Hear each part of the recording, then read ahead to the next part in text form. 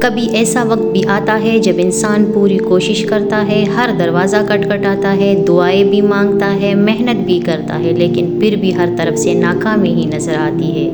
ایسے میں دل ٹوٹ جاتا ہے اور انسان سوچتا ہے یا اللہ اب میں کیا کروں؟ اگر آج آپ بھی اسی کیفیت سے گزر رہے ہیں تو یہ بات اپنے دل میں بٹھا لیجئے کہ جب دنیا کے سارے دروازے بند ہو جاتے ہیں تب اللہ کا دروازہ کبھی بند نہیں ہوتا۔ السلام علیکم مائی یوٹیوب فیملی، امید کرتی ہوں آپ ٹھیک ہوں گے۔ الحمدللہ میں بھی ٹھیک ہوں۔ اللہ تعالیٰ قرآن مجید میں فرماتے ہیں بے شک مشکل کے ساتھ آسانی ہے۔ اللہ نے یہ نہیں فرمایا کہ مشکل کے بعد آسانی ہے، بلکہ فرمایا کہ مشکل کے ساتھ ہی آسانی ہے۔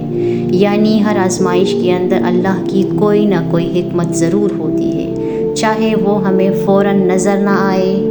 ذرا حضرت یوسف علیہ السلام کی زندگی پر غور کیجیے۔ انہیں کنویں میں ڈالا گیا، پھر غلام بنا کر بیچ دیا گیا، پھر بے گناہ ہونے کے باوجود قید کر دیا گیا۔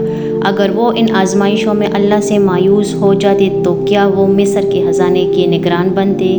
یہی سبق ہر مومن کے لیے ہے۔ بند دروازے ہمیشہ ناکامی کی علامت نہیں ہوتے، بلکہ کبھی وہ اللہ کی طرف سے ایک بہتر راستے کی تیاری ہوتے ہیں۔ تو جب ہر دروازہ بند ہو جائے ایک مومن کیا کرتا ہے؟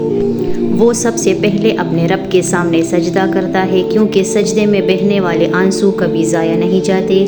وہ دعا کرنا نہیں چھوڑتا، کیونکہ اللہ ہر پکار سننے والا ہے۔ وہ صبر کرتا ہے، کیونکہ اسے یقین ہوتا ہے کہ اللہ کا فیصلہ ہمیشہ بہترین ہوتا ہے، چاہے اسے سمجھنے میں وقت لگ جائے۔ اور سب سے اہم بات، وہ امید نہیں چھوڑتا، کیونکہ وہ مومن جانتا ہے کہ اللہ کے لیے کوئی کام ناممکن نہیں۔ اگر آج آپ پریشان ہیں، بے روزگار ہیں، بیمار ہیں، قرض میں ہیں یا کسی آزمائش سے گزر رہے تو یاد رکھیں آپ کی آزمائش آپ کی کہانی کا اختتام نہیں، بلکہ اللہ کی رحمت کا آغاز بھی ہو سکتا ہے۔ آخر میں صرف ایک بات یاد رکھیے، جب ہر دروازہ بند ہو جائے تو لوگوں کے دروازے نہیں، اللہ کے دروازے پر دستک دے، کیونکہ وہ دروازہ کبھی بند نہیں ہوتا۔